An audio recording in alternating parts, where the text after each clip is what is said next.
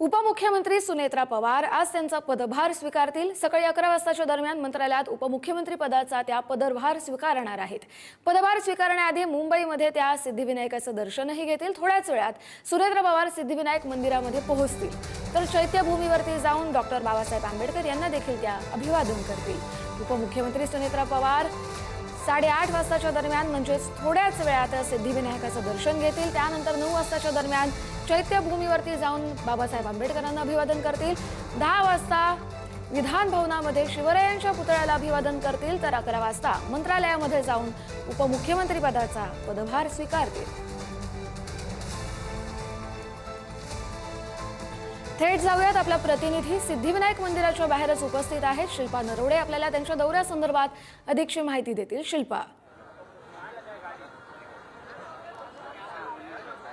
कस्तुरी, आपण जर पाहिलं तर अजित पवार यांच्या निधनानंतर सुनेत्रा पवार यांनी उपमुख्यमंत्री पदाची शपथ घेतली होती आणि त्यानंतर आज ते मुंबईमध्ये येणार आहेत। मुंबईमध्ये आल्यानंतर थेट ते सिद्धिविनायकाचं दर्शन घेणार आहेत।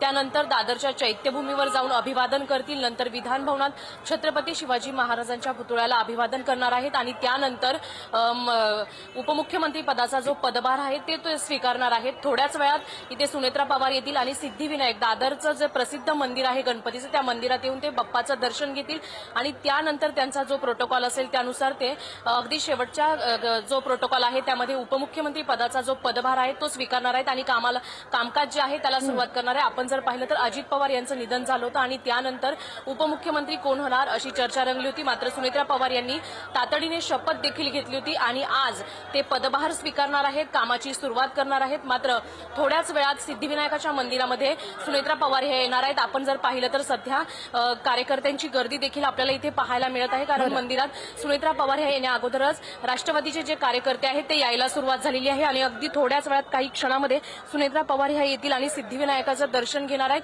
त्यानंतर ते चैत्यभूमीवर जाऊन अभिवादन करतील, त्याचबरोबर शिवरायांच्या पुतळ्याला देखील अभिवादन करतील आणि मंत्रालयात उपमुख्यमंत्री पदाचा पदभार स्वीकारणार आहेत। आता समोर जर आपण पाहिलं तर राष्ट्रवादीचे जे कार्यकर्ते आहेत ते कार्यकर्ते देखील यायला सुरुवात झालेली आहे। त्यामुळे सुनेत्रा पवार अगदी 5 ते 10 मिनिटांमध्ये या सिद्धिविनायकच्या मंदिरात येतील, बाप्पाचं दर्शन घेतील आणि इथून पुढे त्यांच्या कामकाजाची सुरुवात करणार आहे। आपण जर पाहिलं तर अजित पवार यांच्या निधनानंतर वेगवेगळ्या तर्कवितर्क लावले होते, चर्चा देखील केल्या होत्या। मात्र त्यानंतर आता खऱ्या अर्थाने अजित पवार यांची जागा ही सुनेत्रा पवार यांनी घेतलेली आहे आणि अजित पवार यांची जशी कामगिरी होती, जसं काम केलं, कामाचा माणूस आहे असं अनेक वेळा सांगितलं जातं आणि सध्या देखील तशा रील देखील व्हायरल होत आहे। अगदी त्याच पद्धतीने सुनेत्रा पवार देखील काम करतात का हे पाहणं महत्वाचं असेल।